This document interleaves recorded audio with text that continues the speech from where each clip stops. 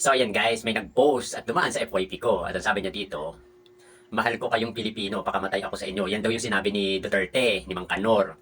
Personal na binisita ngayong gabi, December 19, ni former President Rudy Duterte ang mga batang may kanser sa SPMC Center Institute sa Davao City upang magbigay ng regalo na kagawian na ni FPRRD ang bumisita tuwing Disyembre para maiparating ang pagmamahal at pag-asa sa mga ito. Rudy Duterte, TikTok. Kaya ko din pong gawin yan na every December bumisita po ako dyan. Kaya ko rin gawin yan.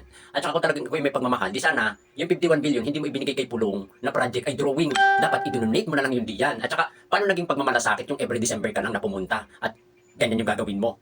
Hindi ibig sabihin niya may malasakit ka talaga kasi kailangan mo na maggaganyan at gumawa ng ganyan kasi nga kulelat ka dyan sa Davao.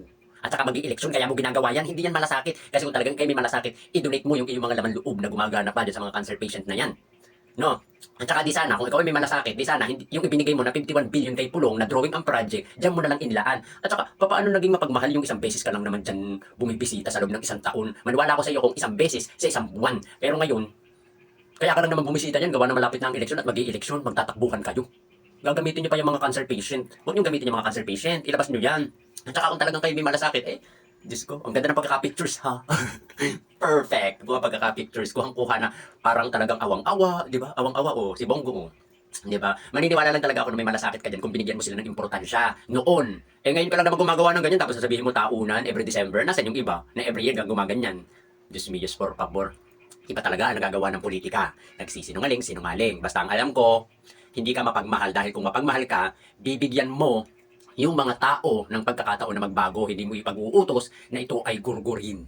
Kahit nga yung anak mo, na-refalya nga daw, tapos hindi mo nabigyan ng hustisya, tapos may malasakit ka sa iba, katulad ni Baste, di ba? Naligaw ng landas, anong ginawa mo? Hindi mo naman pinagurgur, hindi naman nakasama sa watchlist, di ba? Sino ba sa pamilya mo na ang nakasama sa watchlist, di ba? Wala, pero maraming involved na anak mo sa pulburon, pero hindi mo napa-watchlist kahit ikaw mismo. Wag nga kami PRRD, sinasabi mo lang yan at ginagawa mo lang yan kasi tatakbo kang mayor para magpalakas. Yung pagpapapasko mo, yung pagbisita mo sa ganyan, kahit naman sino pwedeng bumisita dyan. Pero hindi ibig sabihin nun, mapagmahal, may malasakit ka lang. Yun, pero kung mapagmahal, sige nga, idonate mo ang iyong mga laman loob. Sa bagay, wala nang gumagana sa iyong laman loob, umaasa ka na nga lang sa pentanol para lumakas at hindi makaramdam ng kahit na namang uri ng sakit. Nyaw!